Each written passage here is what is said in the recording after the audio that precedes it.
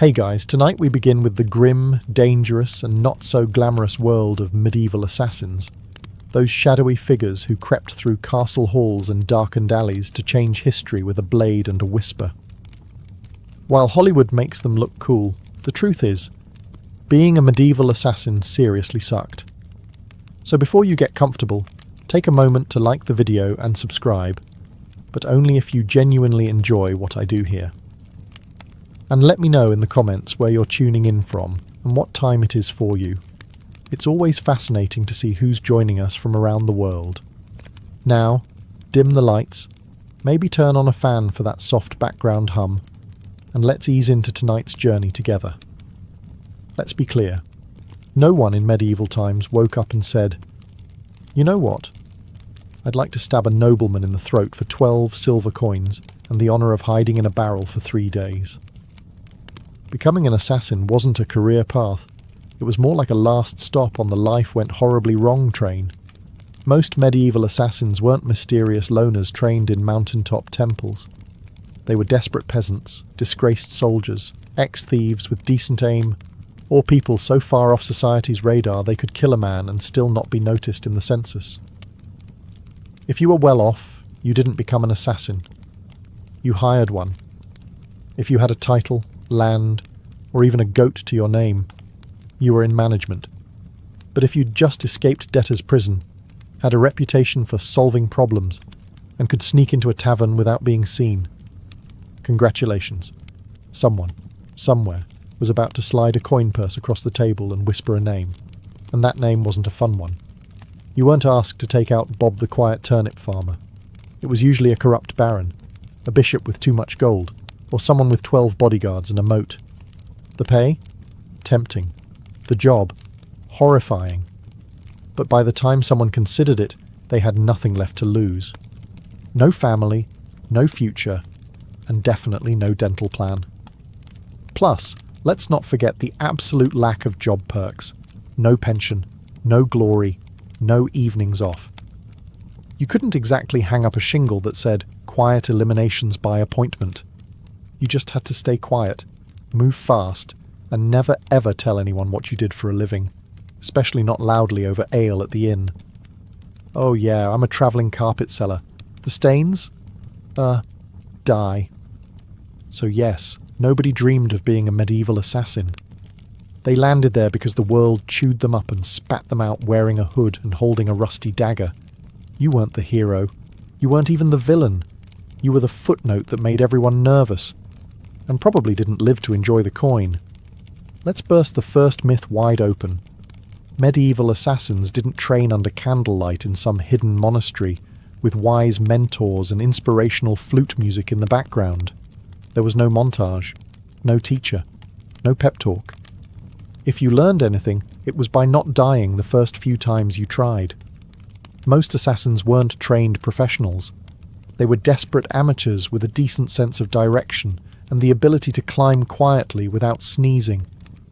If you had military experience, great. That meant you knew how to hold a knife properly.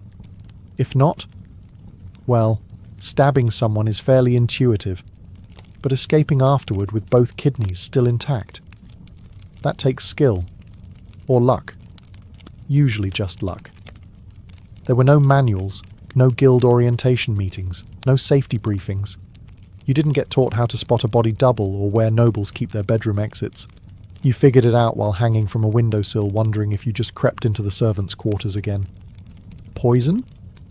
That was trial and error, with heavy emphasis on error. Sometimes it worked. Sometimes your target just got mildly dizzy and more suspicious of his soup. Sometimes you drank the wrong cup. There was no medieval poison control hotline. Just hope, herbal guesswork, and a strong stomach. Sure, if you were lucky, and I mean lottery lucky, you might have picked up some skills from thieves or mercenaries. Maybe an older assassin showed you how to walk without squeaking on cobblestones. But mentoring wasn't standard. It was rare and short-lived, because assassins don't retire, they disappear. Weapons training? Forget it. You weren't carrying a broadsword. You had a dagger you stole off a guard, maybe a garrote if you were feeling fancy, and whatever else fit under your cloak without jingling. So no, you weren't some shadowy martial arts master. You were a guy with calloused hands, quiet footsteps, and a deeply unhealthy relationship with alleyways. Success didn't come from training. It came from survival. You learned how to kill by doing it. Quickly, sloppily, then vanishing before anyone could sketch your face and tack it to a church door. In short, your education was brutal, practical, and offered zero graduation ceremonies. Just bruises, bloodstains, and the creeping realization that you were very much on your own. Let's talk about why you became an assassin in the first place. Coin. Cold, heavy, jangly, deliciously spendable coin. The promise of it is what got you into this. But the reality? You got paid in lies. When someone hires an assassin, they don't want a long-term relationship. They want a one-time service, no paperwork, and ideally no witnesses, including you. They offer you a pouch of silver, half now, half when the job is done.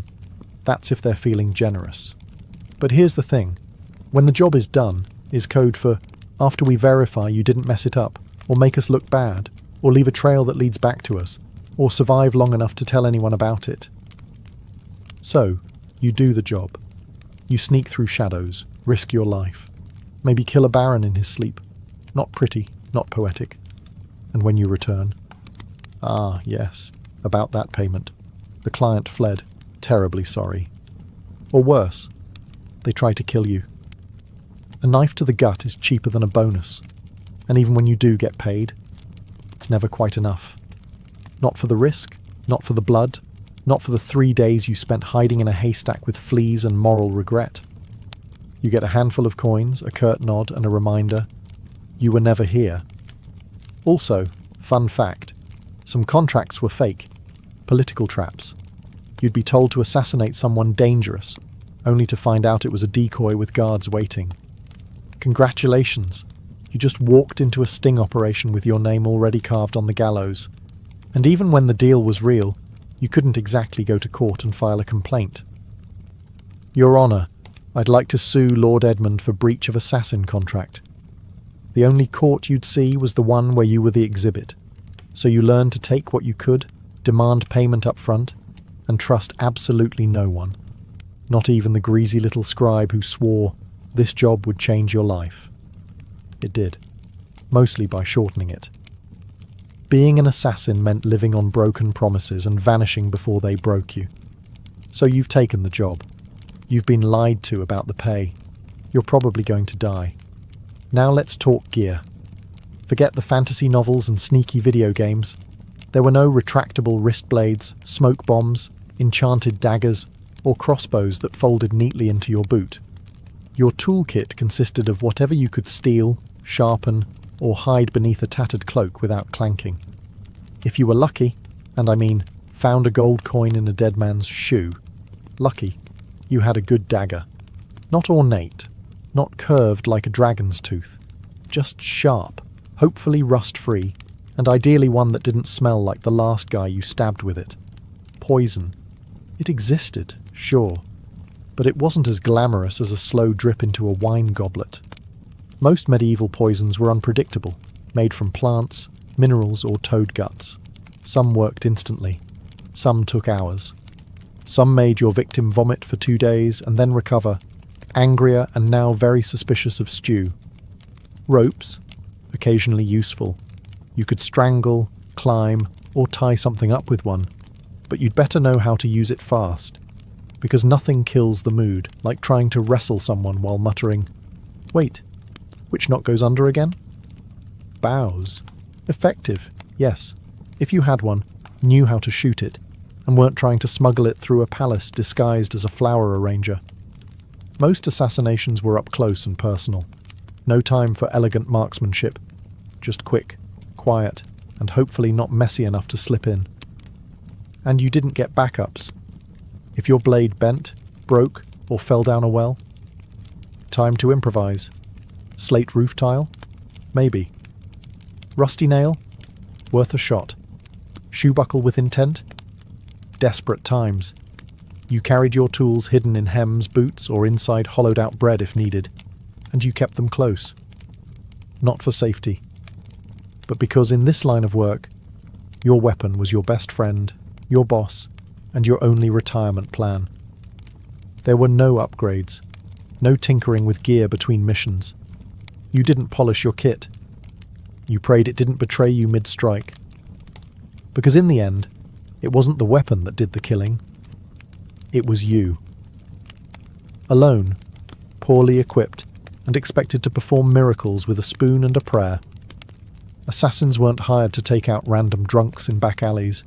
No one paid you to stab Jeff, the sleepy candle maker. Your targets were important. Nobles, bishops, military officers, sometimes even royalty. And those people, they were very hard to kill.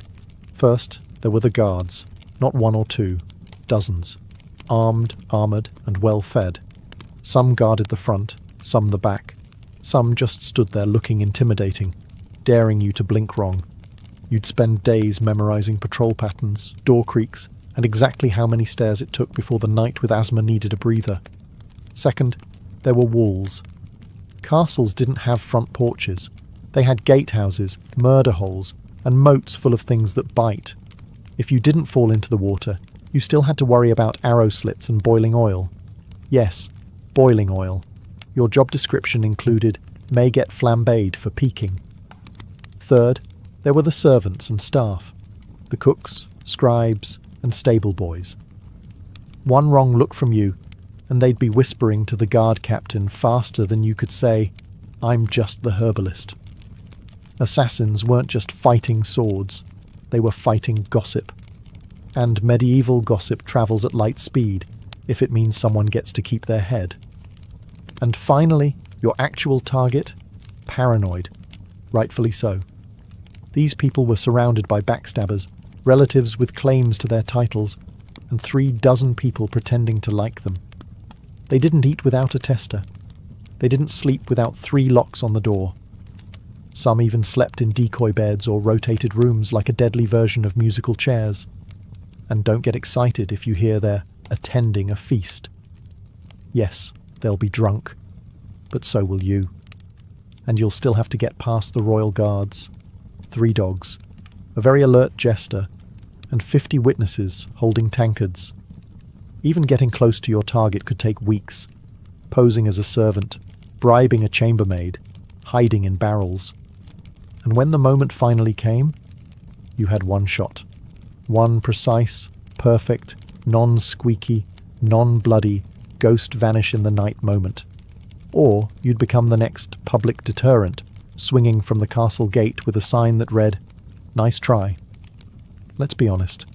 When you picture a medieval assassin, you probably imagine sleek black robes, leather braces, maybe a mysterious hood billowing in the moonlight. Reality? You looked like a sick goat herder with something to hide. Disguises in the Middle Ages weren't exactly high fashion. You didn't have custom-tailored cloaks or retractable armour. You had whatever you could scavenge. Peasant rags, a monk's robe 2 sizes too big, or the remains of a guard uniform that definitely still smelled like its previous owner. The goal was to blend in, but blending in meant looking like everyone else who hadn't bathed in 2 weeks, limped from old injuries, and had a nervous twitch from malnutrition. You didn't look suspicious because of your cloak. You looked suspicious because you kept adjusting your belt to hide a dagger wrapped in cheesecloth. And forget masks. There were no Guy Fawkes options. Most face coverings just made you look like a leper, which was great for avoiding conversation, but terrible for entering parties. If anyone asked who you were, you had to think fast. "I'm Brother Tobias. I take care of silent prayer and rooftop maintenance." Even assuming you made it past the guards, noble households weren't full of idiots. Servants noticed unfamiliar faces, especially ones that fumbled chamber pots and couldn't name the cook's cat. You were always one, "I've never seen you before," away from being clubbed with a candlestick. And if your disguise did work, congratulations. You now had to stay in character for hours while pretending not to notice all the very stab-worthy people wandering by. Also, wigs. They didn't exist. If you needed to look older or younger, you were stuck smearing dirt on your face, squinting, and hoping no one got close enough to notice that your beard was glued on with honey. The truth was, your disguise didn't protect you. It gave you maybe 5 minutes of confusion. After that, you had to be gone, invisible, or very, very convincing.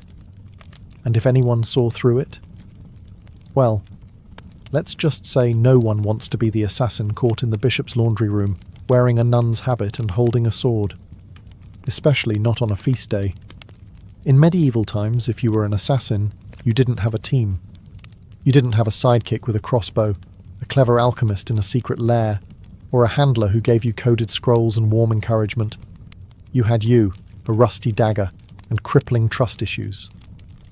There were no guilds, at least not ones you could actually count on, and if there were whispers of a brotherhood of assassins, it was mostly tavern talk, fueled by mead and boredom. You were more likely to meet a ghost than another professional killer who wanted to network. Why the isolation? Because in your business, the fewer people who knew you existed, the longer you lived. Every contact was a risk, every loose tongue a potential noose. Even your client might not know your real name. And if they did, you were already planning your exit. Companionship? Laughable. Friends asked questions. Lovers noticed bruises, bloodstains, and why you always slept with a blade under the pillow. You couldn't settle down. You couldn't afford to. One mistake, one person recognizing you in a market, and your whole life turned into a sprint for the nearest sewer grate. Even fellow criminals kept their distance. Thieves and smugglers were sociable. You? You were that guy who makes people disappear. They feared you, or worse, saw you as a walking liability. No one wanted to share stew with someone whose occupation could attract a mob with torches. And don't expect sympathy. You couldn't tell anyone how hard it was to sleep after silently strangling a corrupt bishop. If you talked about your job, people assumed you were either lying or dangerous, and they weren't wrong. So you kept your secrets, your scars, and your weapons to yourself. At inns, you sat in the darkest corner, back to the wall, eyes always scanning the door. You never drank too much. You never stayed more than a night. You didn't say your name unless someone paid you first. And even then, it probably wasn't your real one. Being a medieval assassin meant perfecting the art of vanishing. Not just in a crowd, but from every life you never got to have. Let's say you took the job. You planned your route, you bribed the right doorman, you disguised yourself as a very convincing chimney sweep. And then, you froze. Maybe the target turned around unexpectedly. Maybe they were with their child. Maybe you got the shakes at the worst possible moment and your knife hand trembled like a terrified squirrel. Guess what? You're now dead. Because failure, for a medieval assassin, wasn't a slap on the wrist or a bad performance review. It was a public, painful, and wildly theatrical death, often involving ropes, fire, wheels, or sharp iron devices with names like the Bonecracker's Delight. Missing the kill meant blowing the whole operation. Your target lived, and immediately told everyone that someone tried to murder them. Suddenly you weren't a shadow. You were a wanted man with a detailed description, and probably a crude sketch tacked to every tavern wall within 30 miles. And those guards you once snuck past? Now they're motivated. Sometimes it wasn't even your target you had to worry about. It was your client. If you failed, you were no longer an asset. You were a liability. Someone who could be tortured, interrogated, or worse, talk. The very people who paid you would be the first to put out a second contract, on you, and there were no second chances. No. Sorry, the blade slipped. I'll try again tomorrow. You had one shot, one moment in time, and if you blew it, the best you could hope for was to die quickly before anyone found out who hired you. Failure also meant shame, the silent, humiliating kind. You didn't just fail to kill, you failed to be invisible, to be perfect. And for assassins, perfection was survival. Anything less? Might as well paint a target on your back and start practicing your final word speech. It didn't matter how many jobs you'd done before. No one cared that you succeeded 12 times. Because in this profession, You're only as good as your last kill. And if your last kill didn't happen, you'd better start running. So you did it. The plan worked. The dagger struck true. No screams, no guards, just a clean drop to the floor and a very important person who now wasn't. Congratulations. Now run for your life. Because being a successful assassin in medieval times didn't mean sipping wine on a rooftop while the city burns behind you. It meant fleeing through back alleys with someone's blood on your boots and a dog already sniffing your trail. There was no victory lap, no post-job drink with colleagues, no casual debrief with your client. You didn't even get a moment to admire your work. The moment your blade struck, your new job became escaping everyone who now wants to murder you in increasingly creative ways. Guards, coming, doors, locked, horses, tied up on the other side of town. You, probably bleeding. You had to plan your exit before the kill. Routes, disguises, fallback safe houses. Maybe a boatman who owed you a favour, or at least didn't ask questions. Because the city would go on lockdown within minutes. No one wanted a scandal. And lockdown meant closed gates, armed checkpoints, and a dozen angry men with swords who all just received your rough sketch and the phrase, maybe armed and extremely stabby. And let's talk about the client. Assuming they actually planned to pay you, they weren't going to meet you at a cosy tavern with a smile and a thank you card. They'd probably vanish too, because an assassin who just completed a job is the most dangerous person alive. You knew too much. You'd proven you could get into places others couldn't.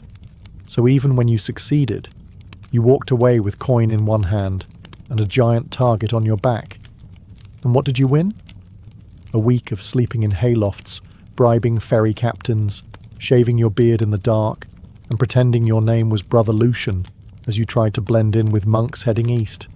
Because success didn't mean survival. It meant starting the whole game over. In a new city, under a new name, with even more people looking for you this time. So yes, you made the kill. Now run like hell.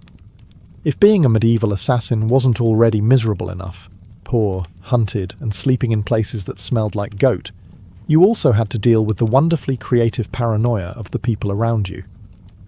Because in the Middle Ages, assassins weren't just feared, they were considered cursed. To the average peasant, you weren't just a killer in a hood. You were some unholy creature who whispered to demons and smeared frog guts on your blade under a full moon. Why else would you be able to sneak past guards and vanish in the dark? Logic wasn't exactly popular back then. But superstition? Oh, that was everywhere. Some believed assassins could shapeshift.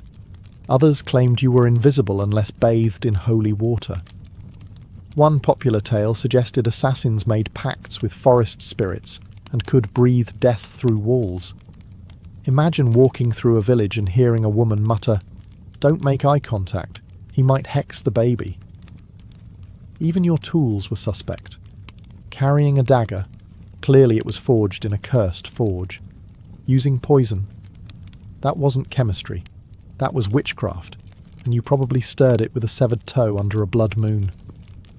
You'd think this fear might help you. After all, people avoided you, right? But the reality was worse. Superstitious mobs don't hesitate. They don't ask questions. They throw stones, set fires, and shout things like, "Burn him before he calls lightning." Your reputation made people overreact. The second someone died unexpectedly, illness, accident, choking on a chicken bone, someone would whisper, maybe it was a shadow man. Maybe it was him. You could be hunted just for existing in the same village as a suspicious death. That meant you had to keep moving. Always. Stay too long, and suddenly a priest is ringing a bell while 5 angry farmers hold pitchforks like they've been waiting for this moment their entire lives. And heaven help you if you were caught with anything remotely weird. Dried herbs, strange coins, or even a foreign accent. That's all it took for someone to shout, "Sorcerer," and light a torch. In a world that believed monsters wore human faces, being too quiet, too clever, or too fast made you a threat. And in medieval logic, threats had to die, quickly, and preferably on fire. Poison, the assassin's weapon of elegance. A quiet kill, no mess, No screaming, no steel on bone, just a sip, a stagger, a sigh. And done. That's the theory. In practice, poisoning someone in the Middle Ages was like trying to win a bar fight with herbal tea and a bad attitude. First off, poisons weren't reliable. You didn't have access to purified cyanide or a neat little pill labelled fast-acting doom. You had plants, mushrooms, minerals, maybe the occasional toad. You had to gather, grind and pray. And even then, it might just give the target a stomachache and a renewed commitment to his anti-assassin guard team. There was no scientific measurement. You didn't dose precisely. You eyeballed it. A pinch too little, and the noble just vomits and cancels dinner. A pinch too much, and you die from exposure before the first course is served. Also, medieval kitchens were chaotic. You couldn't just waltz in and season the soup with nightshade. You had to bribe or impersonate a cook, sneak in while no one was watching, or, worst of all, try to poison a meal that would go through 3 tasters and a dog. Yes, a dog. And if your victim was a noble, they didn't just eat food, they treated it like a military operation. Meals were tasted, blessed, and sniffed by everyone from the steward to the jester. By the time the food hit their plate, it had passed through more security than a royal wedding. Even assuming you did it, you slipped in the poison, it wasn't detected, and the target actually ate it. The next part was wildly unpredictable. Some poisons took hours. Some took days. 1 minute your mark is laughing at a joke, the next he's clutching his stomach and demanding to see his astrologer. And if they survived, guess who they'd blame? Not the cook, not the taster. You, the quiet man with the herbal knowledge and twitchy eyes. So poisoning wasn't efficient. It was risky, slow, and full of variables, none of them in your favour. And if you were caught, you didn't get a quick death. You got interrogated, with tools, until you confessed to poisoning everyone from the Duke to the dog. You'd think that if you successfully changed the course of history by removing a tyrant, sabotaging a royal bloodline, or silencing a political threat, someone would remember your name. Nope. You were an assassin. That meant your name was never meant to be remembered. At best, you were a rumour. Some hooded figure, a foreigner with cold eyes, or the quiet man who never finished his ale. You might have pulled off the most legendary hit of the century, and still ended up as a mysterious death in the official record. In fact, that was the point. Your client didn't want a story. They wanted plausible deniability. The fewer people who knew who did it, the safer they were, and the less likely they were to end up poisoned by their own assassin. So your name was buried the moment the job was done, if you even used a real one. You didn't sign your work. You didn't brag. You didn't keep trophies. You didn't exist outside the moment of the kill. And if someone did know your name, that was a loose end. And in your profession, loose ends had a very short shelf life. And forget about honour. There were no medals for silence. No stone monuments for the man who stopped a war with one dagger in the night. If a noble wanted a statue, they commissioned one for themselves. You got a wooden box, an unmarked grave, or if things went really badly, a head on a spike labelled traitor. Sometimes your name was known only so it could be cursed. You'd become a whispered warning. Don't cross the king. Remember what happened to Lord Ulrich? Yes. And the man who did it? Gone. Like a ghost. That was your legacy. Not fame. Not fear. Just absence. You weren't supposed to leave a mark. You were supposed to vanish. And if you stuck around long enough to be known, that was a fatal mistake. Because in the medieval world, heroes got remembered. Assassins got erased. So you survived. You got the job done. You even managed to get paid. A miracle in itself. Now all you have to do is lay low, keep your head down, and trust that your client will honour the deal and protect your identity. Right? Wrong. Because in the world of medieval assassination, there was one rule even more sacred than don't get caught. Never trust anyone. especially the person paying you.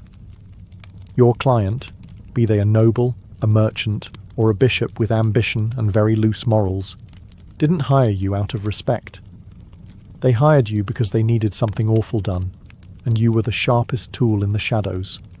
Once the job was complete, you became a liability. You knew too much. You knew who wanted who dead, when, why, and possibly how much they were willing to pay for it. That made you dangerous, not just to their enemies, but to them. So what did they do? They ghosted you. They denied they ever met you. Or worse, they sent someone else after you, to clean up, to tie off the contract with something sharper than ink. There were even cases where clients double-booked, hiring one assassin to do the job and another to kill the first one immediately after. No refunds, just reduced risk.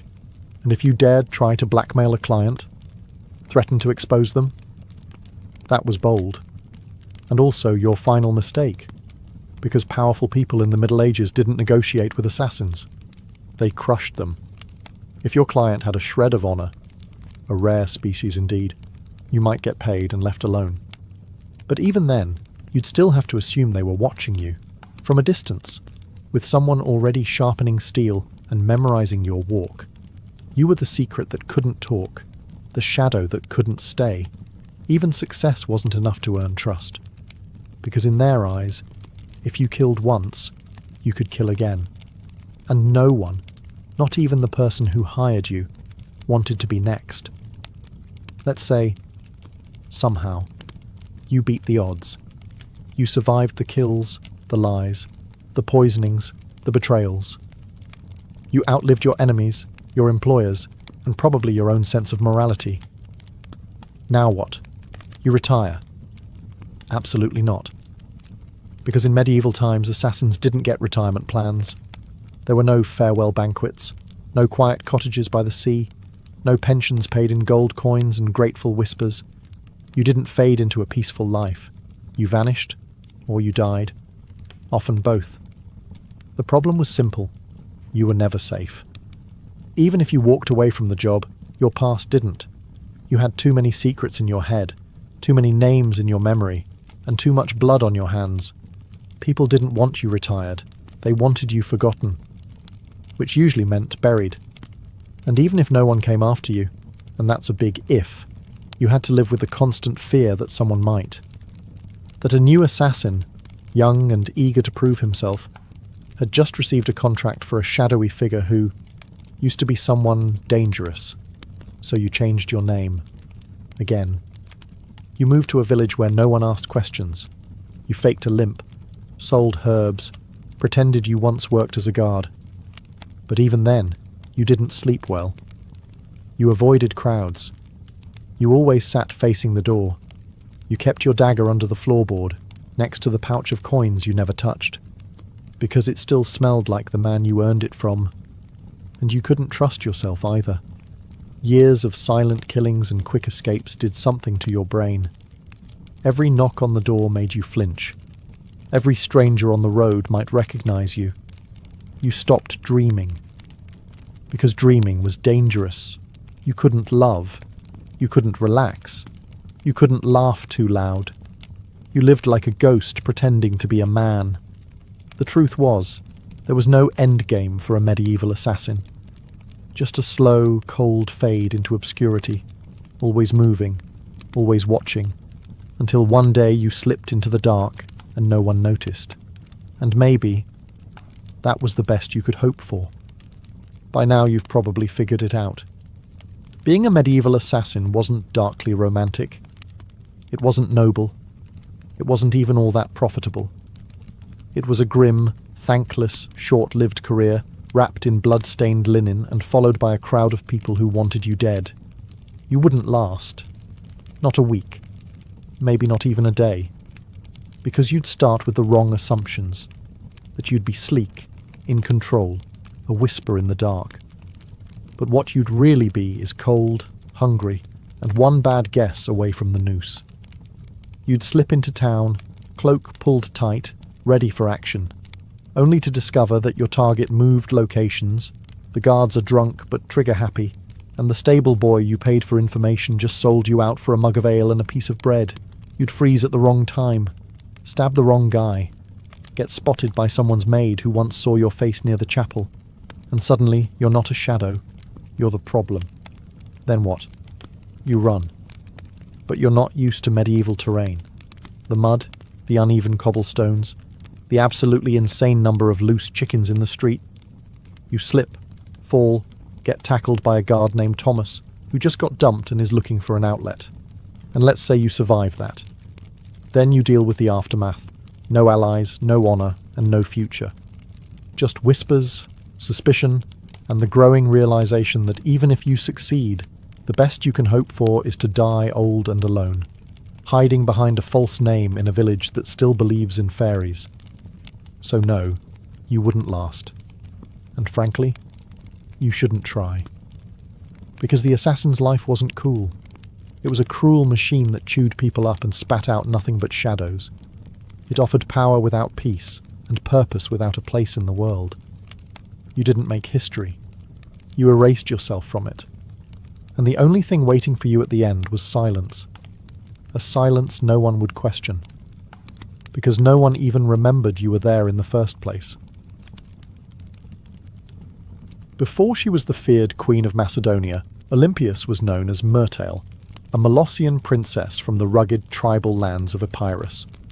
Her people claimed descent from Achilles himself, and whether or not the blood of heroes truly ran in her veins, one thing was certain. This was not a woman born for the sidelines of history. From a young age, Myrtle was steeped in mystery and ritual.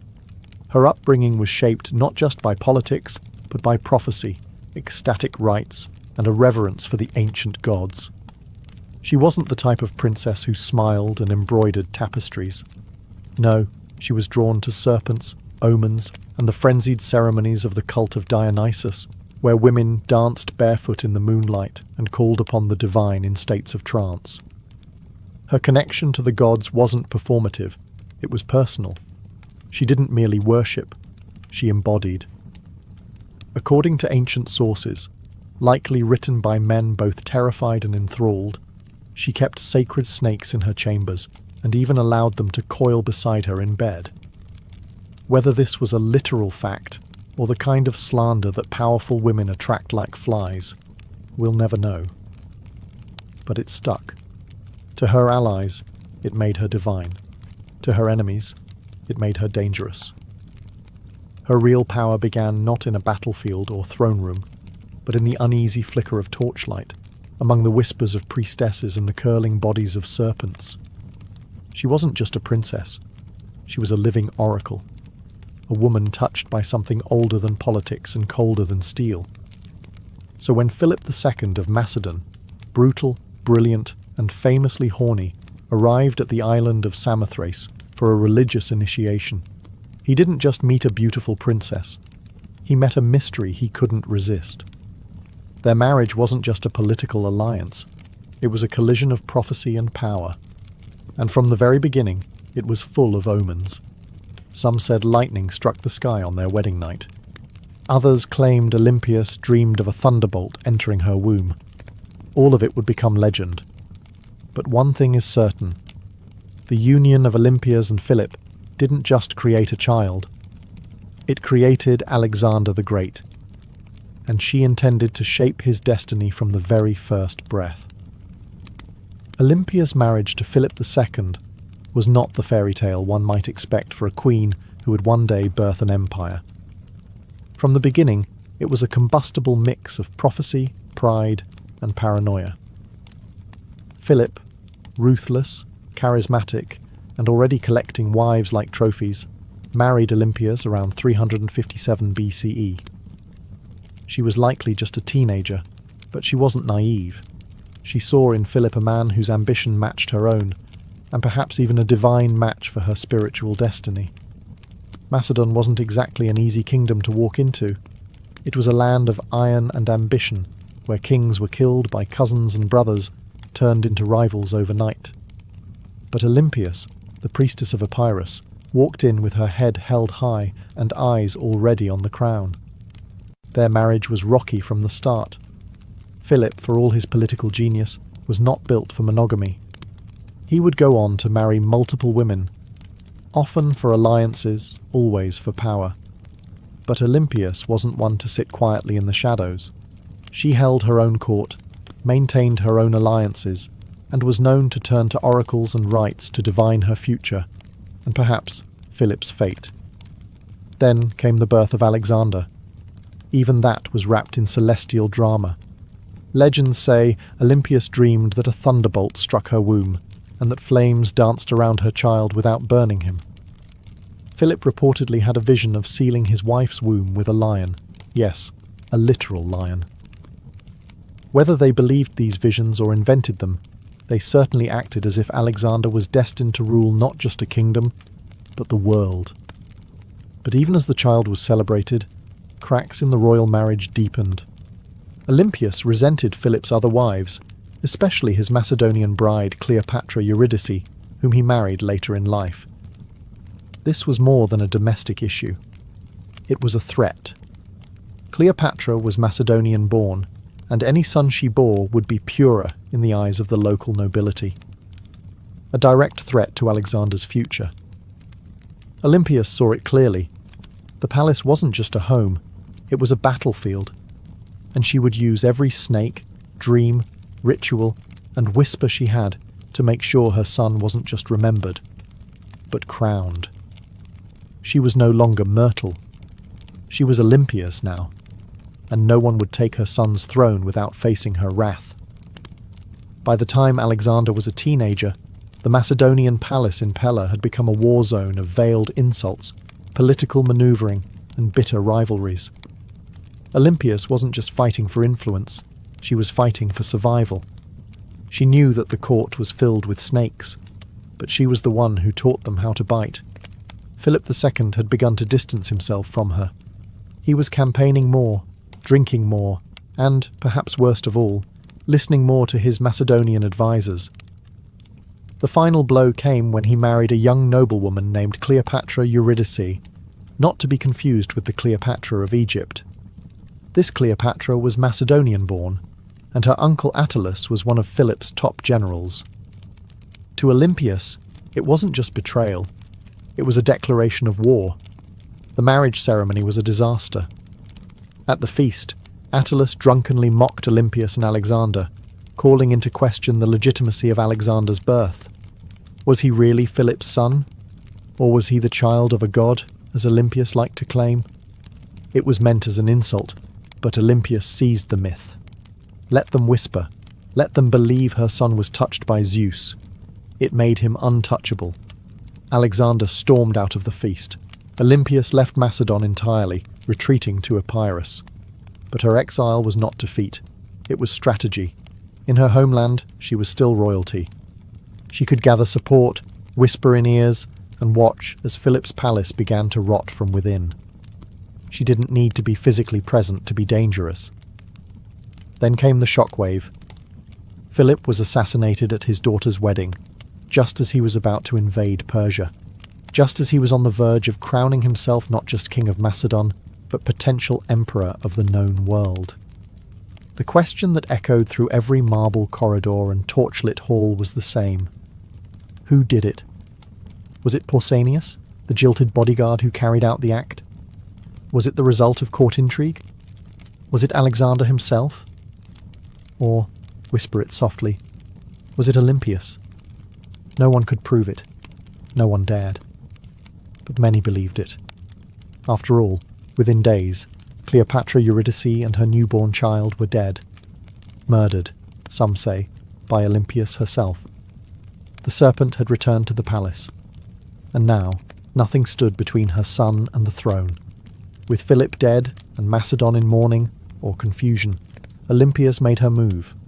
While others scrambled to understand the chaos, she acted, swiftly, brutally, decisively. First, Cleopatra Eurydice, the young Macedonian queen and rival wife, was eliminated. According to chilling accounts, Olympias didn't just have her killed. She made her death symbolic, public, humiliating. Some say Cleopatra was forced to hang herself after watching her infant daughter be murdered. Others claim Olympias had the child thrown onto a funeral pyre. What's agreed upon is this: no mercy was shown. Olympias understood what many mothers in ancient courts refused to accept. In a royal palace, mercy is a liability. A rival child, no matter how small, is a future war, and Olympias was done playing defence. With Cleopatra and her bloodline erased, she could turn her attention to securing Alexander's throne. Her teenage son, bold, brilliant, already trained by Aristotle, was declared king without serious opposition. But don't be fooled. It wasn't just his charisma or his father's legacy that made it possible. It was Olympias. She knew which generals to threaten, which nobles to flatter, and which enemies to quietly remove. She wasn't just protecting her son's rise, she was engineering it. Alexander himself didn't always approve. He reportedly disapproved of the violence against Cleopatra's family. But he also didn't stop it, because deep down he knew what Olympias had always known. Power demands blood. And in Macedon, bloodlines were both a blessing and a curse. With her son now king, Olympias began to recede slightly from public life. But this was no retirement. She simply shifted from open strikes to whispered influence. As Alexander prepared to launch his conquest of Persia, she remained behind, not as a passive queen mother, but as the spiritual guardian of his destiny. She sent him sacred relics, consulted oracles, and performed rituals on his behalf. To Olympias, her son's mission wasn't just military, it was divine. Alexander wasn't going to war, he was fulfilling prophecy. And as long as she drew breath, no rival, Macedonian, Persian or otherwise, would derail that divine plan. She had crowned her son. She had cleansed the palace. Now she would guard his empire. From behind the curtain, with teeth bared. As Alexander marched east to conquer the known world, Olympias remained behind in Macedon, a queen without a throne, but not without power.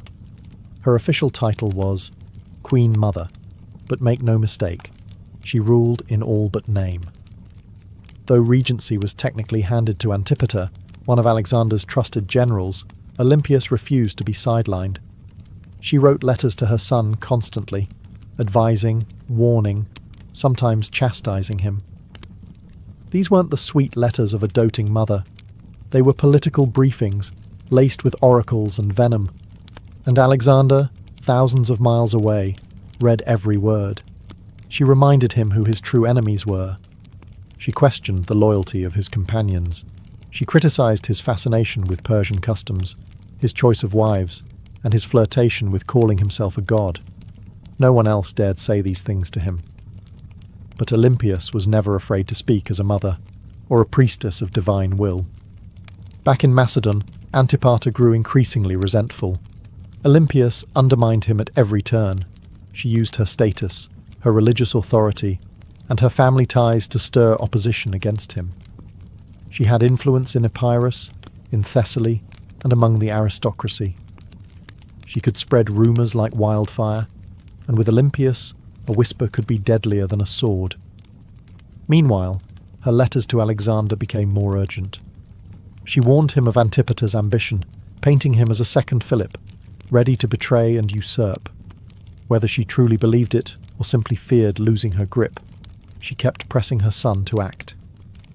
Alexander, however, hesitated. He needed Antipater to keep order in Greece while he fought in Asia. And so, the rift between mother and general widened. Olympias watched. She waited. But beneath her religious robes and maternal concern, she was growing impatient. She hadn't endured years of palace warfare to be ruled over by an old soldier. As Alexander's empire stretched from the Aegean to India, Olympias saw cracks forming. He was taking on too much, trusting too many foreign advisors, and drifting away from the mother and the gods that made him. She believed his victories came from divine favour, and from her. And if he forgot that, well, Olympias knew how to remind kings who they really were, even if that king was her own son. When news of Alexander's death in Babylon reached Macedon in 323 BCE, it didn't arrive like a trumpet. It arrived like a dagger. For Olympias, it wasn't just the loss of a son. It was the collapse of a world she had spent decades building. Her boy, the divine storm she had prophesied, raised, unleashed, was gone. And he'd left behind no clear heir, no single successor, only chaos. The mighty empire he carved out was already fracturing. Generals, his so-called successors, were already dividing it up like jackals around a corpse. Antipater still held power in Macedon and Greece, and he had no love for Olympias.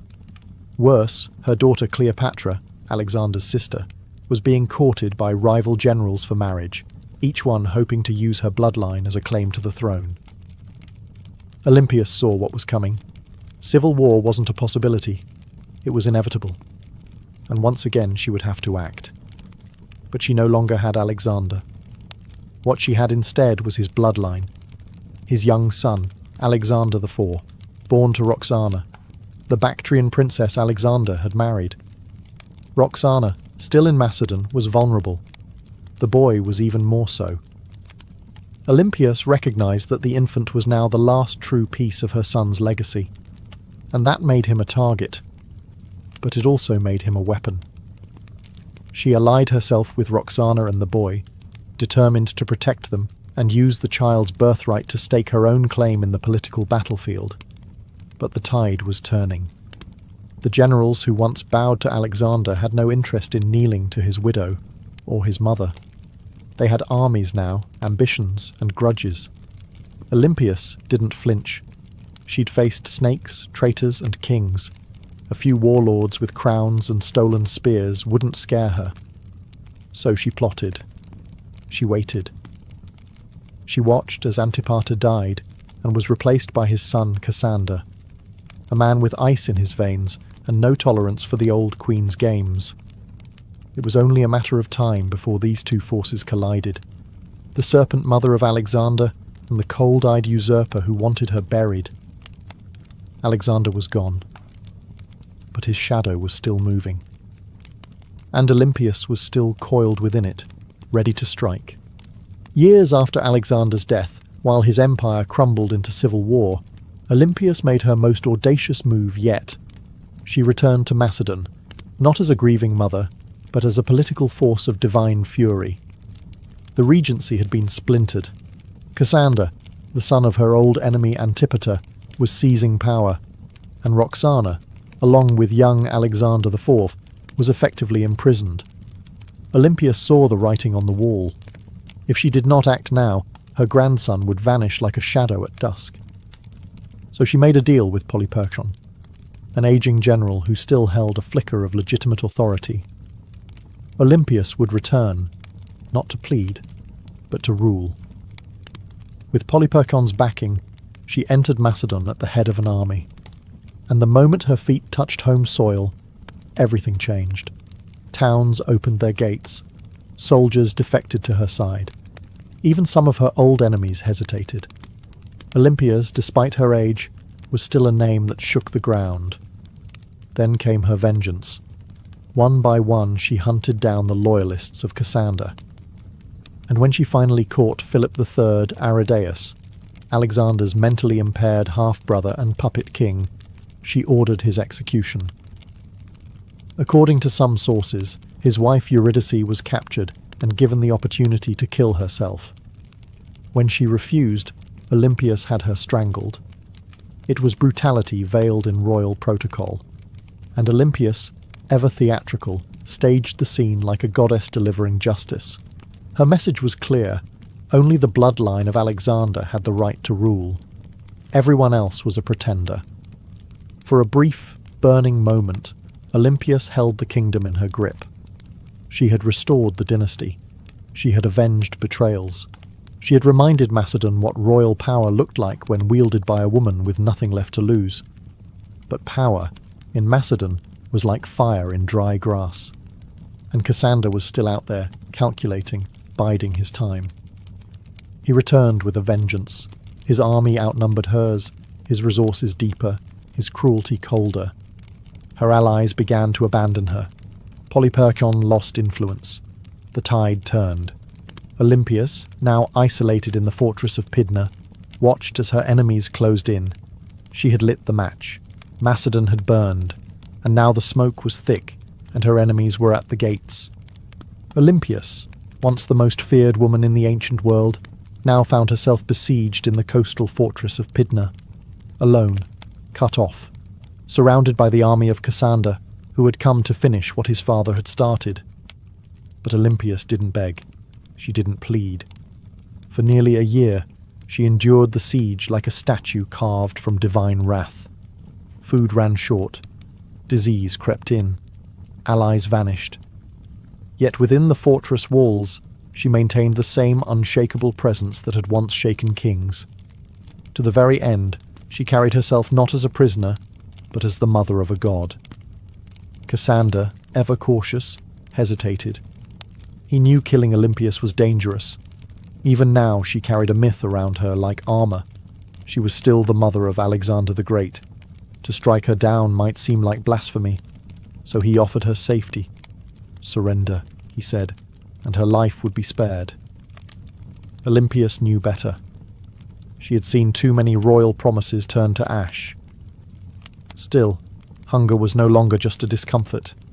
It was death. Her garrison broke. Her followers surrendered. And Olympias, unbending until the very end, was finally handed over to her enemies. Cassander didn't kill her himself. That would have been too simple and too merciful.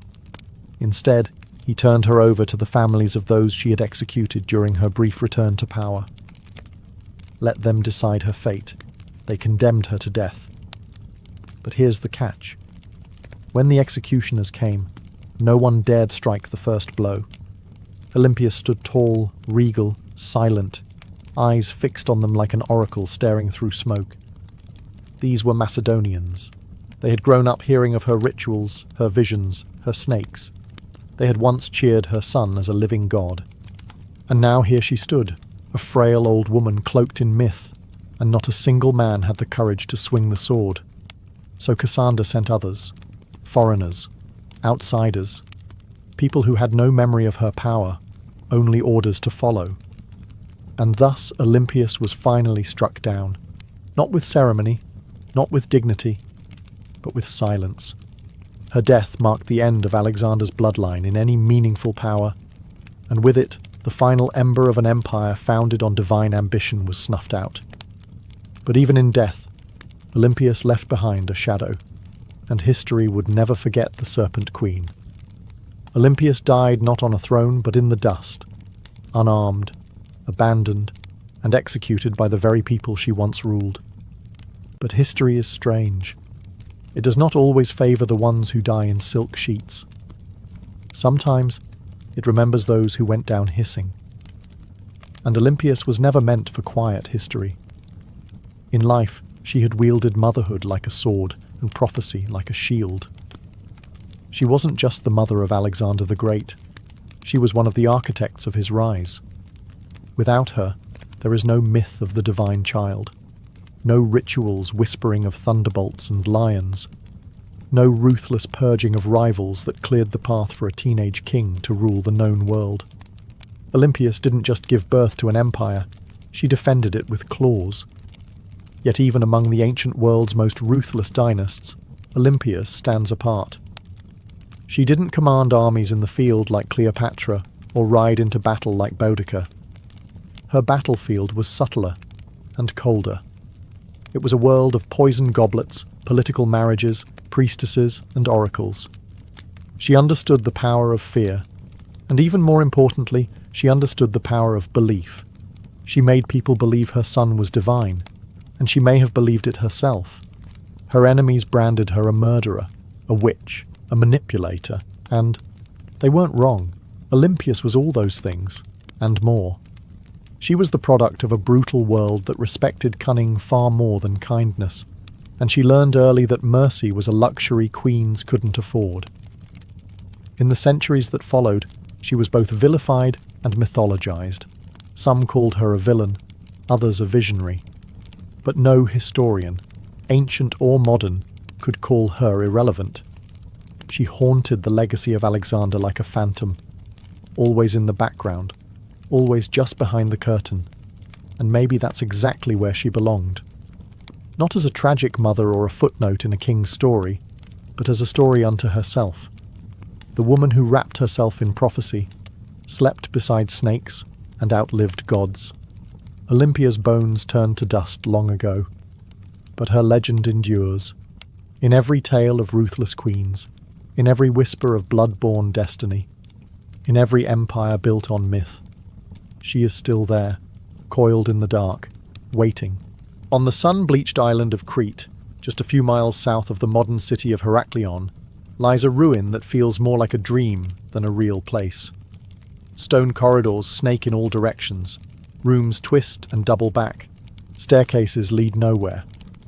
It's easy to lose your sense of direction even today. This place is Knossos, the heart of Minoan civilization, and the supposed inspiration for one of the most enduring myths in human history, the labyrinth of the Minotaur. But before there was a legend, there was a palace unlike any other. Built around 1900 BCE and expanded over centuries, Knossos wasn't just a royal residence, it was an entire city under one roof. Covering nearly 150,000 square feet, it featured over 1,000 rooms, light wells, storage magazines, shrines, workshops, and what may have been the first flushing toilets in history. It had running water, multi-story apartments, and an intricate system of air circulation. This wasn't a primitive fortress. It was an architectural masterpiece. To modern archaeologists, Knossos looks like organized chaos. To ancient visitors, it probably felt like magic. The man who brought Knossos into modern awareness was British archaeologist Arthur Evans.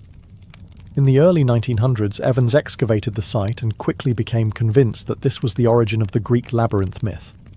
The layout was disorienting, the architecture deeply symbolic, and everywhere he turned, he found motifs of bulls, painted on walls, carved into stone, or sculpted into tiny golden charms.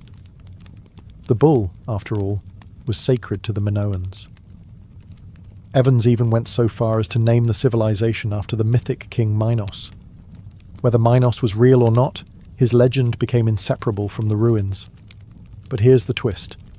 No one's found a literal labyrinth. No underground maze, no prison chambers, no half-man monster. What we have instead is something far more mysterious. A city designed in loops, wings and layers, deliberately difficult to navigate. And the deeper you go, the more the lines between history and mythology blur. So the question remains, was the Minotaur born from these walls, or was the palace itself the monster? Knossos may not give up its answers easily, but it's very good at making us ask the right questions. The myth is as famous as the ruin. A monstrous half-man, half-bull, trapped in a labyrinth so complex that no one who entered ever found their way out. Only Theseus, the Athenian hero, managed to kill the beast and escape, thanks to a ball of thread and the cunning of Princess Ariadne. But where did this story come from? And why a labyrinth? The earliest versions of the myth speak of King Minos, the powerful ruler of Crete, who demanded tribute from Athens in the form of 7 boys and 7 girls each year. These unfortunate souls were fed to the Minotaur, a creature born from divine punishment and shame. The Minotaur, locked in an underground maze, symbolized the dark underbelly of power, something savage hidden behind grandeur. To ancient Greeks, Crete had long been a land of wealth, mystery, and fear. Its seafaring people, the Minoans, were seen as both elegant and alien. Their rituals involved bull leaping, their artwork depicted strange gods, and their palaces were unlike anything on the mainland. To a visiting Greek from 1000 BCE, Knossos might have felt like another world. The bull itself was sacred in Minoan culture. Frescoes show young men and women vaulting over charging bulls in ritual displays.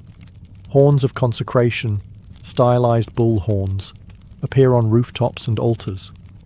Combine this with a palace that feels like a maze, and the ingredients for a legend begin to stir. But what if the Minotaur wasn't just a monster? What if it was a metaphor? Some scholars believe the tale reflects a memory of Cretan dominance over the Aegean, a time when Athens truly did pay tribute to a stronger, stranger power.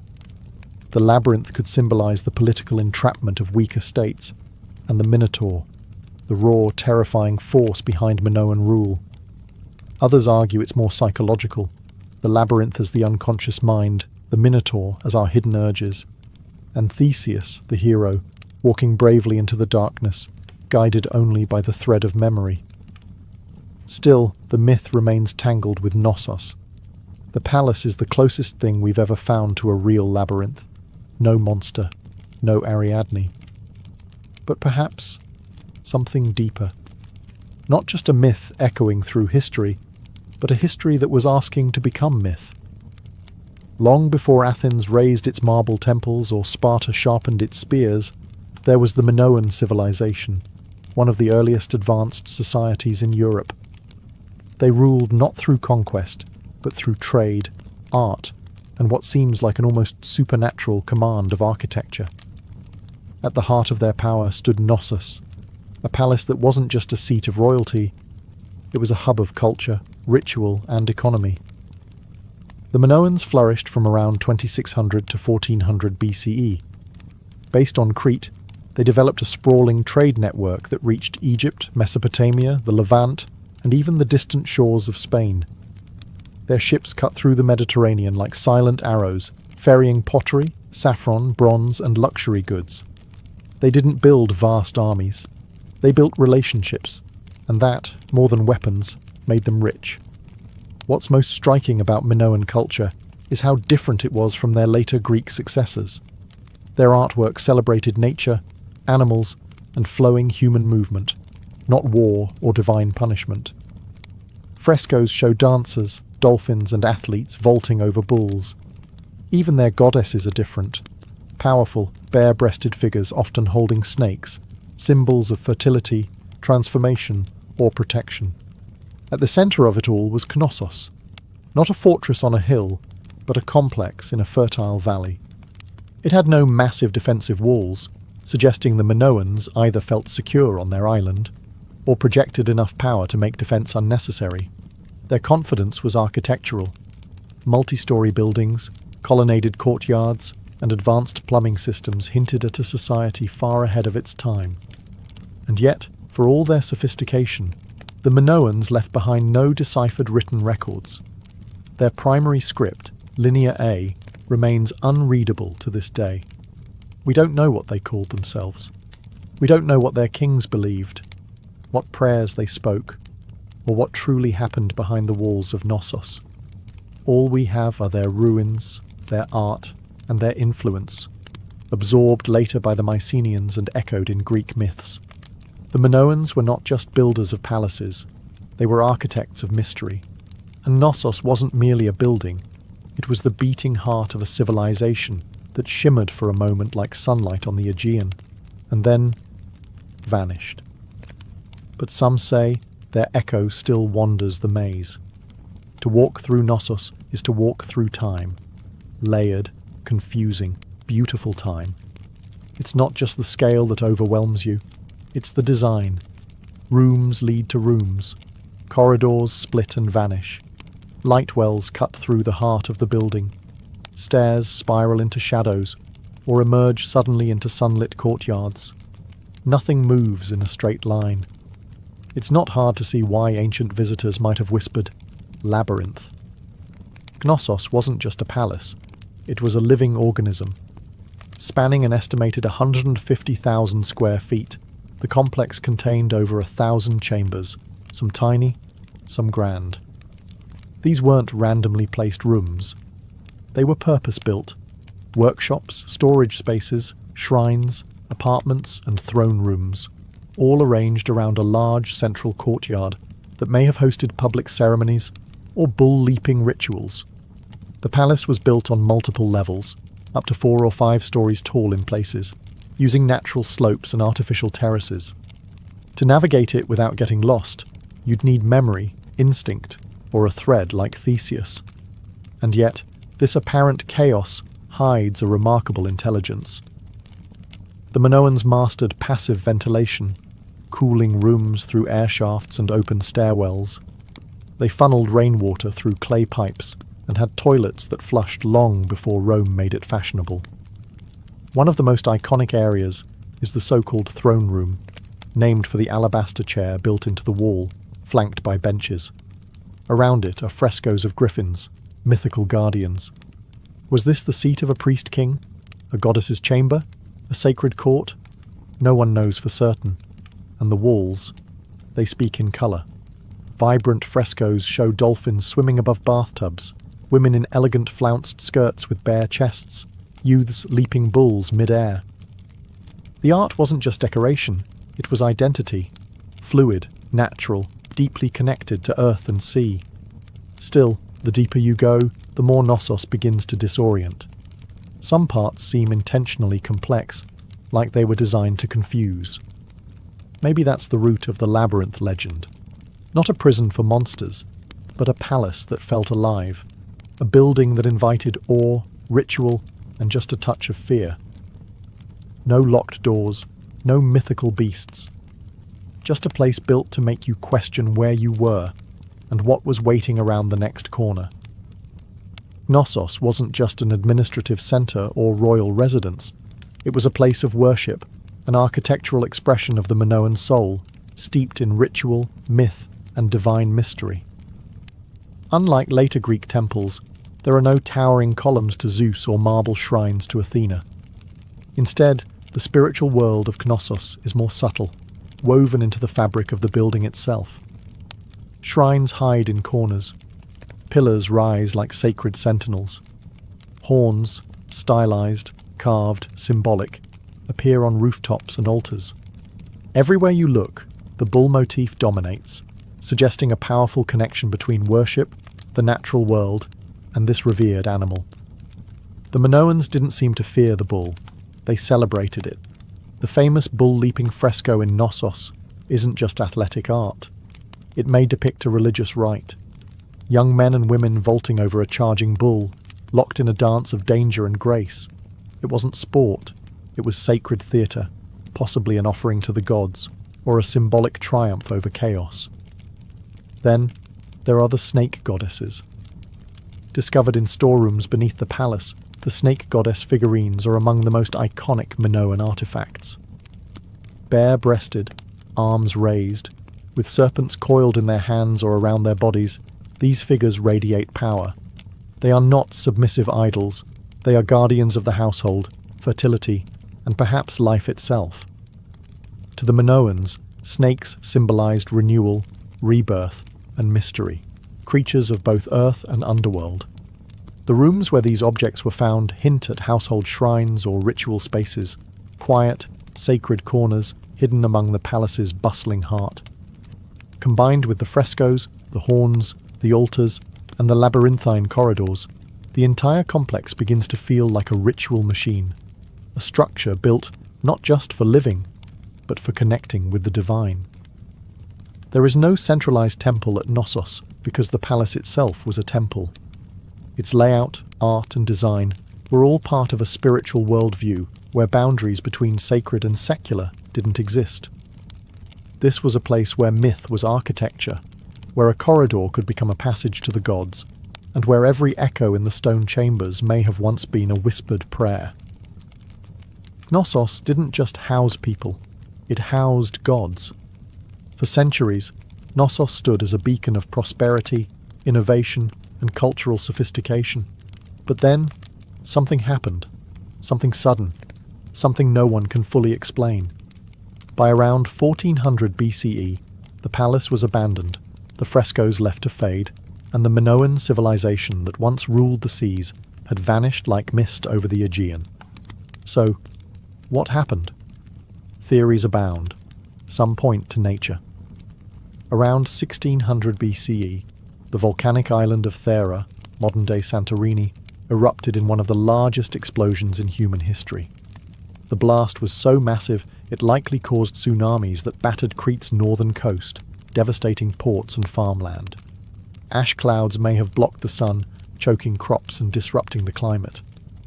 While Knossos wasn't immediately destroyed, the aftermath of Thera's eruption may have shaken the foundations, economically, politically, and spiritually. Others look to war. By 1450 BCE, the rising power of the Mycenaeans, mainland Greeks, may have taken advantage of Minoan weakness. Archaeological evidence suggests Knossos was reoccupied briefly, but the culture had changed. The art became more martial. Linear A, the Minoan script, was replaced with Linear B, used by Mycenaean scribes. The palace that once thrived with snake goddesses and bull dancers now whispered in a foreign tongue. Some scholars believe the Mycenaeans didn't invade in a single conquest, but gradually absorbed the island, first through trade, then influence, and finally rule. Others argue that internal collapse, a civil uprising, political instability, or the failure of the elite may have contributed just as much. What's striking, though, is how little violence is evident in the ruins. There are no charred skeletons, no signs of mass slaughter. Knossos didn't fall with a scream. It fell with a whisper. The great palatial system simply stopped. The rooms went quiet, the rituals ended, and nature slowly crept back in. By the time Homer sang of Crete in his epics, Knossos was already ancient myth, a memory tangled in stories of kings, monsters, and labyrinths. And maybe that's fitting, because what killed Knossos wasn't just eruption or invasion. It was time, and the way all great things, no matter how beautiful, eventually vanish beneath the weight of new empires. But the bones remain, and if you listen closely, the maze still hums beneath the earth. For thousands of years, Knossos lay buried beneath the Cretan soil, just another mound of stone lost to time. Its name forgotten, its myths distorted, its walls swallowed by olive groves and dust. That is, until one man decided to chase a legend. His name was Sir Arthur Evans, and he didn't just rediscover Knossos, he reimagined it. In 1900, Evans, a British archaeologist with a flair for drama and a deep love for Homeric myth, purchased the land that covered the ancient ruins. Local farmers had been finding strange seals and artifacts, clues that something enormous lay beneath their feet. Evans dug in. What he found would change the history of the Aegean forever. He uncovered a palace so vast, so complex, and so advanced that he was convinced this was the mythical home of King Minos. The frescoes, the horns, the sheer architectural strangeness of the site, it all pointed in his mind to one thing: the labyrinth. Evans wasn't just an archaeologist, he was a storyteller, and sometimes a controversial one. He named the people who built Knossos the Minoans after Minos. He interpreted symbols, reconstructed frescoes, and restored parts of the palace using reinforced concrete, a move that has drawn both praise and criticism.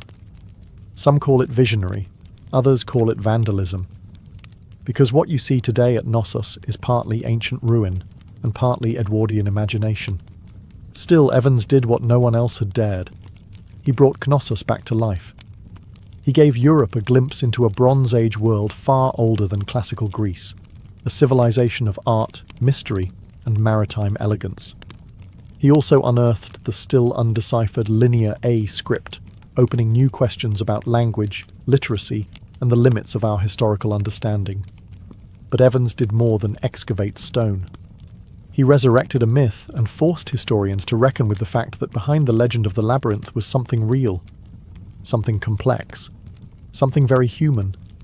A palace that felt like a maze, a civilization that slipped into shadow, and a man who peeled back the earth, only to discover a story far stranger and more beautiful than he had imagined. Knossos had slept for 3,000 years. Evans rang the bell that woke it up. Walk through Knossos, and you're not just walking through architecture, you're walking through a language of symbols. Frescoes, carvings, patterns, they're everywhere. But the Minoans didn't leave us a Rosetta Stone. Their primary script, Linear A, remains undeciphered. So instead of reading their thoughts, we must see them, painted across plaster, carved into walls and hidden in patterns. What exactly were they trying to say? The art of Knossos is unlike anything in the ancient world. There's no obsession with warfare, no rows of kings or battle-hardened heroes. Instead, we find nature, leaping dolphins, blooming lilies, birds in flight, and sacred bulls.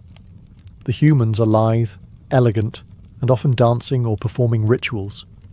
Even in scenes that suggest danger, there's rhythm and beauty. The Minoans weren't chronicling conquests. They were celebrating life, cycles, and possibly cosmic order. The most iconic symbol, though, is the double axe, or labris.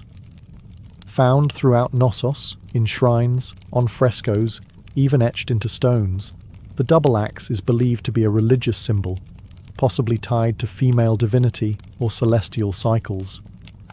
Some suggest the very word labyrinth might derive from labrise, making the labyrinth not a maze at all, but a house of the double axe, a sacred space, not a trap. Then there are the horns of consecration, stylized bull horns placed atop walls and altars. These may have been religious markers, separating sacred space from the mundane.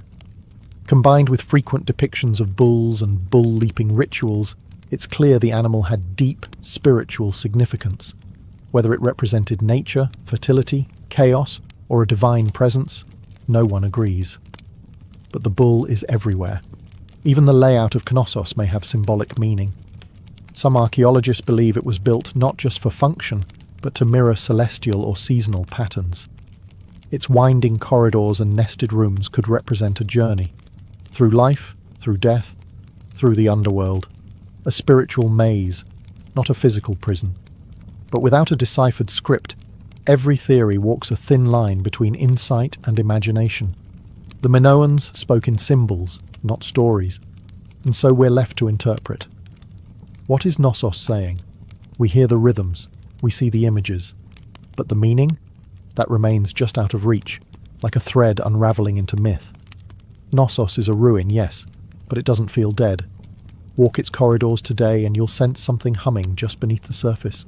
Not ghosts, not gods, but echoes of myths, of lives, of questions that refuse to go away. Thousands of years after its fall, Knossos still holds us in its maze. Tourists wander its halls, archaeologists dig for answers, and writers spin new tales inspired by its shadow. The Minotaur may be myth, but the feeling of the labyrinth is real. We don't know who ruled Knossos. We don't know the names of its kings, queens, or priests. We don't know the prayers they whispered, or the laws they lived by, but we know they loved beauty. We know they worshipped nature. We know they understood balance between architecture and art, between ritual and reality, and we know they were the first. Before the Parthenon, before Rome, before the Hebrew temples or the Persian palaces, there was Knossos, a palace that was also a city that was also a temple that may have also been a story, because perhaps that's what the labyrinth really is, not a prison, not a puzzle, but a narrative carved in stone, a myth in architectural form. The legend of the Minotaur didn't arise from nothing.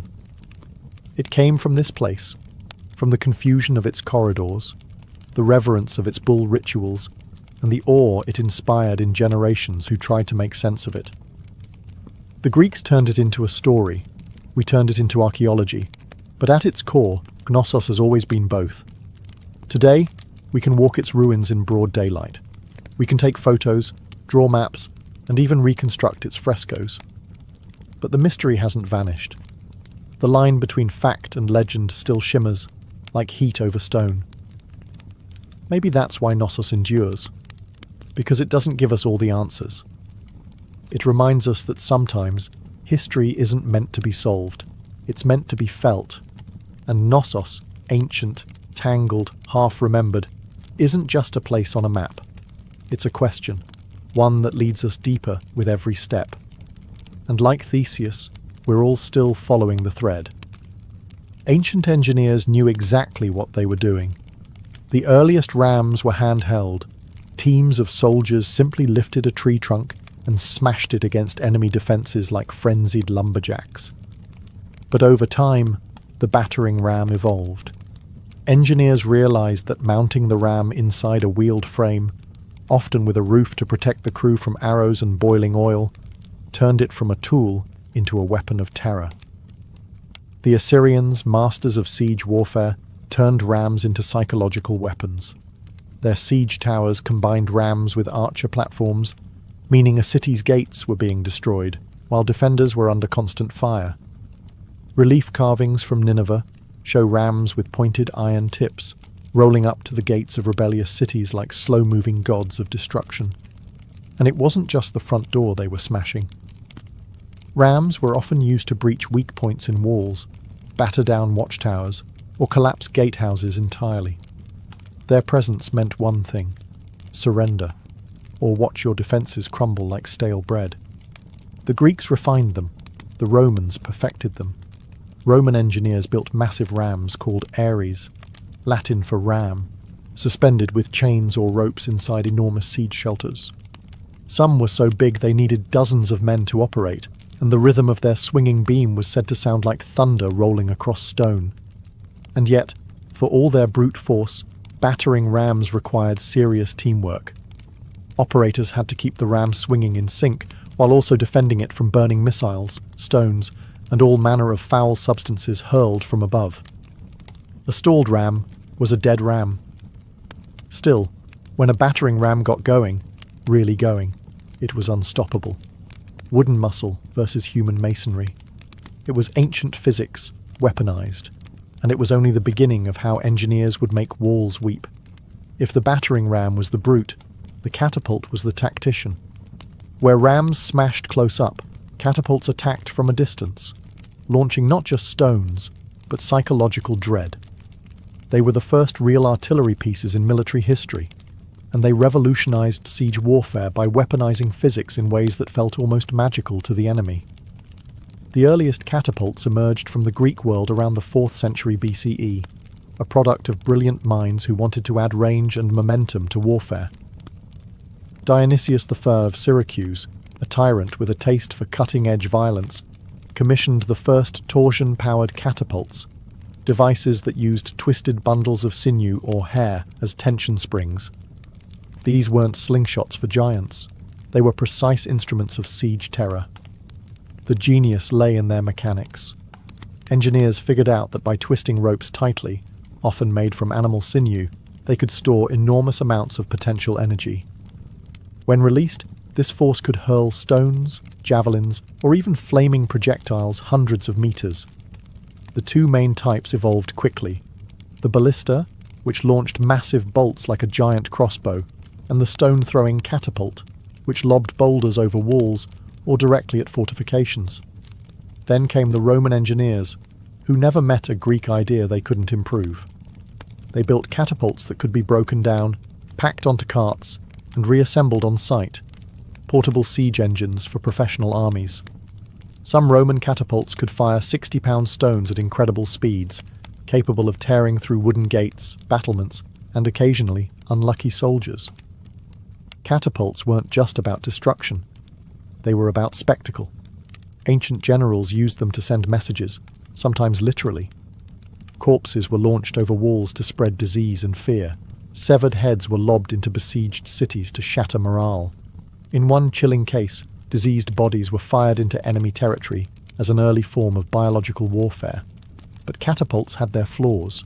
They were heavy, required skilled crews, and could be rendered useless by bad terrain. Still, when set up properly, they could batter a city into submission from a safe distance. And for the first time in history, cities realized their thick stone walls didn't just need to withstand a ram, they had to survive the skies. Because now, destruction came flying. If the catapult was clever, the trebuchet was majestic. Towering, creaking, and terrifying, it was the undisputed king of medieval siege warfare. When one appeared on the battlefield, it wasn't just a weapon, it was a statement. It said, "Your walls mean nothing." Unlike its tension-powered cousins, the trebuchet relied on gravity. At its core was a simple principle: a long swinging arm mounted on a sturdy frame, with a heavy counterweight on one end and a sling on the other. Raise the weight, let it drop, and the arm would whip around, flinging the sling and its deadly payload in a high arc over enemy defences. It was controlled destruction, precise, predictable, and devastating. The origin of the trebuchet can be traced back to earlier traction models used by the Chinese as early as the 4th century BCE, where manpower replaced counterweights. But the counterweight trebuchet, the version that would rewrite siege warfare in Europe and the Islamic world, emerged in the 12th century, possibly through Byzantine or Muslim intermediaries. Once Europe got its hands on the design, it spread like wildfire through castles and crusades. The power was astonishing. A well-built trebuchet could launch 300-pound projectiles over 300 metres. Stones the size of furniture would crash into towers, pulverise walls, or crater enemy morale. But the real magic was in the arc. Unlike catapults, trebuchets could hurl projectiles over walls with finesse. This meant they weren't just smashing defences. They were hitting courtyards, barracks, and supply depots inside. And it wasn't just stones. Trebuchets hurled everything: diseased animals, burning pitch, pots of lime to blind defenders, even messages, or insults, wrapped around rocks. One legendary account from the siege of Stirling Castle in Scotland tells of Warwolf, a trebuchet so massive that the enemy surrendered before it was even fired. The king refused to accept the surrender, just so he could test the machine. But for all its destructive glory, the trebuchet wasn't fast. It took hours to build, minutes to reload, and demanded skilled engineers. Still, no other siege weapon combined range, force, and psychological horror quite like it. It was the medieval version of a slow-motion hammer from the heavens. And when that counterweight dropped, cities held their breath. While catapults launched from afar and battering rams smashed the gates, siege towers took a more personal approach. They rolled right up to the enemy's front door and dropped off armed invaders. Imagine a wooden skyscraper on wheels, covered in wet hides to prevent fire, bristling with archers and spearmen. That was the siege tower, the ancient equivalent of an armoured personnel carrier and a mobile fortress in one. And when one of these started rumbling toward your city walls, you knew that the real fight was about to begin. Siege towers weren't subtle. They were big, bold, and terrifyingly effective when used properly. The Assyrians may have been among the first to deploy them in the 9th century BCE, but it was the Greeks, and especially the Hellenistic kingdoms, that took the design to theatrical extremes. During the siege of Rhodes in 305 BCE, the Macedonian general Demetrius built a 9-story tower called the Helepolis, or Taker of Cities. It was over 100 feet tall, equipped with catapults, covered in iron plates, and moved by thousands of soldiers. It also broke under its own weight. But the ambition, unmatched. The logic behind siege towers was simple. Walls only work if you can't get over them. Siege towers eliminated that advantage by creating an elevated platform from which attackers could descend onto the battlements, bypassing gates and scaling ladders. From the top deck, archers could rain death down onto defenders, while troops on the lower levels prepared to board. But these towers weren't invincible. They were slow, vulnerable to mud, and prime targets for defenders with fire arrows, rolling boulders, or even sabotaged terrain. Smart defenders would dig ditches, flood moats, or build secondary inner walls, known as counterscarp defences, just to stop a tower's approach. Still, when they worked spectacularly. A breach in the wall was one thing, but having your own ramparts suddenly crowded with enemy soldiers, that was chaos. Siege towers transformed the battlefield from a horizontal contest of strength to a vertical race for survival. They made height an asset and a liability. And once the gangplank dropped from a siege tower to the city walls, there was no turning back. It was time for hand-to-hand hell. While rams smashed and trebuchets soared, some of the most devastating siege tactics happened silently, underground. Siege tunneling, or sapping, was the dark art of defeating a city by removing the ground it stood on. Literally. The idea was ancient and horrifyingly effective. Dig beneath the enemy's wall, prop it up with wooden supports, then set those supports on fire. When the timbers burned away, the tunnel collapsed, taking the foundation of the wall with it.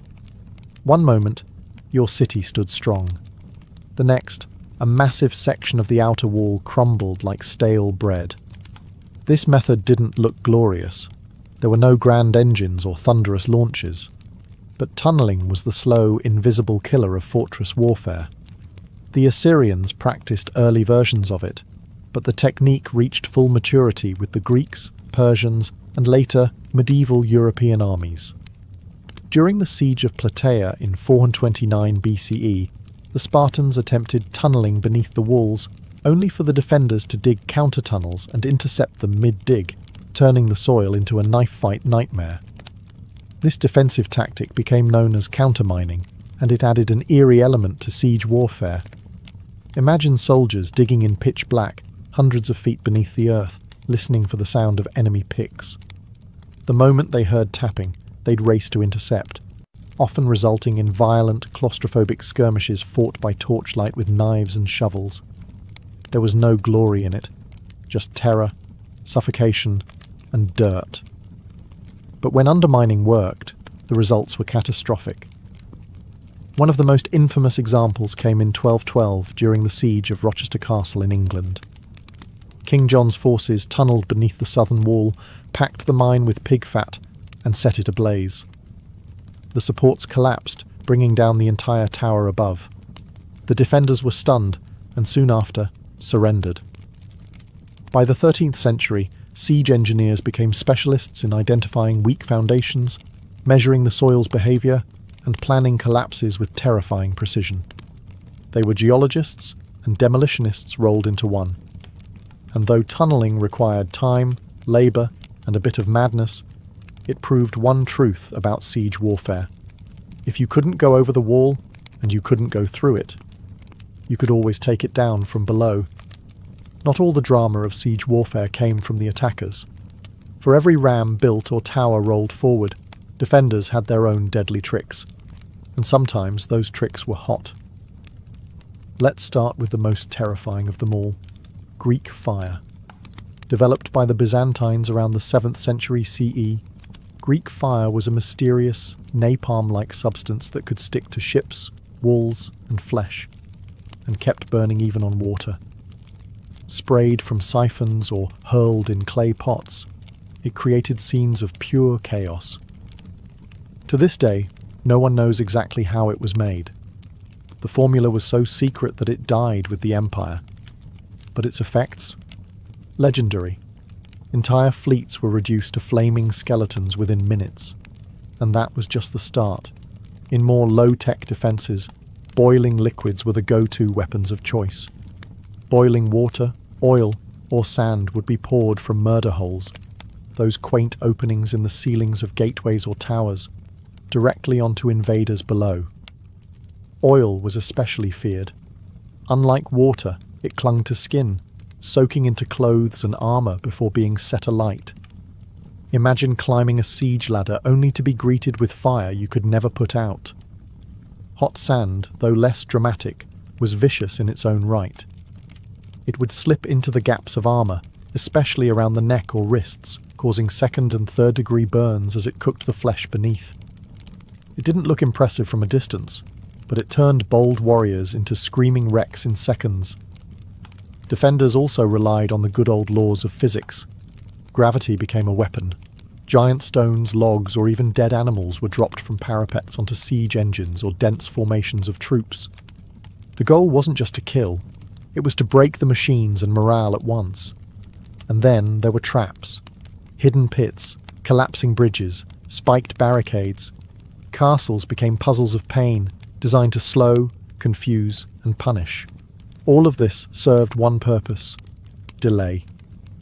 Every minute a wall held was a minute closer to enemy supply lines running thin, to disease spreading in camps, or to reinforcements arriving. Siege warfare was a game of attrition. And while the attackers had physics on their side, the defenders had creativity and a whole lot of boiling rage. In siege warfare, raw destruction was only half the goal. The other half was psychological domination, breaking the will of the defenders before the walls even came down.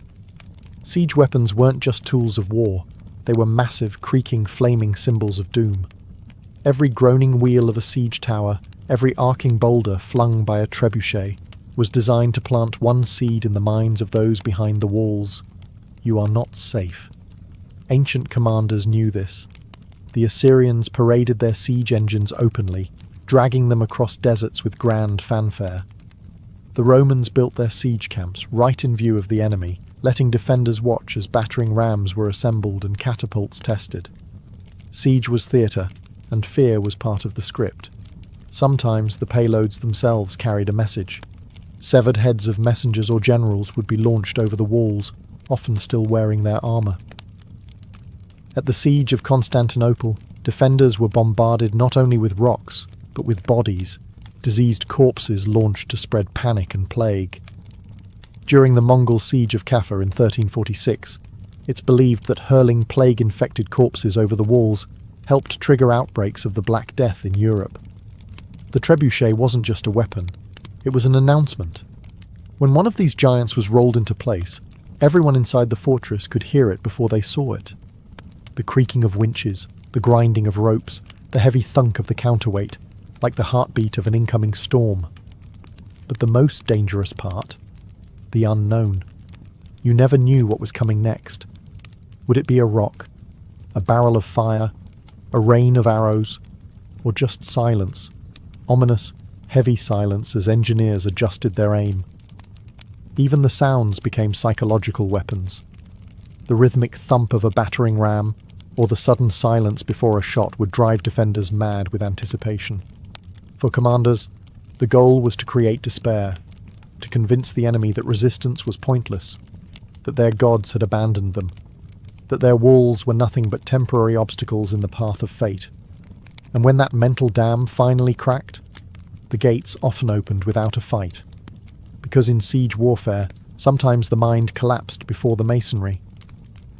As gunpowder thundered onto the battlefield in the late medieval era, the age of traditional siege engines came to a slow, splintering end. But their legacy didn't vanish. It evolved. The invention of cannons changed everything. A single well-placed shot from a cannon could do in seconds what a trebuchet took hours to achieve.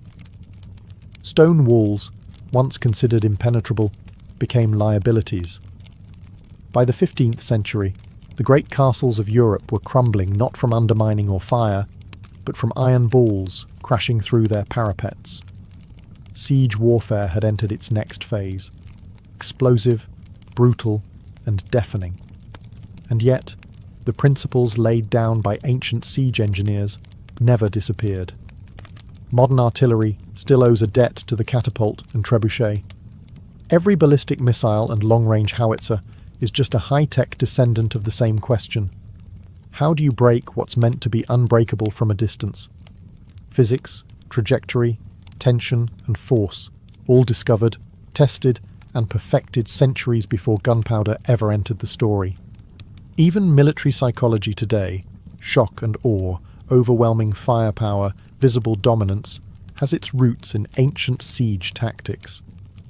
Those towering siege engines, rolling forward with flags snapping in the wind, were the original shock and awe.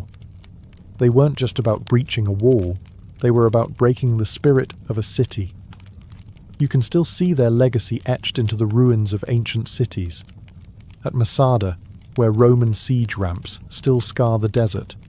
At Constantinople, where layers of walls stood for 1,000 years against every machine imaginable, until cannon fire finally brought them down. At castles across Europe, where round towers and angled bastions tell the story of a world constantly redesigning itself to survive the next siege. And today, even in a world of drones and satellite-guided missiles, siege warfare hasn't vanished. It's just gone digital. Cities are still surrounded, defenders are still isolated, walls are now firewalls, blockades, or even media blackouts. But the soul of the siege remains the same. Someone wants in, someone wants to keep them out, and both are willing to wait, build, and break to win. The battering rams are gone, the trebuchets are museum pieces, but the spirit of siege warfare, it's as alive and as destructive as ever.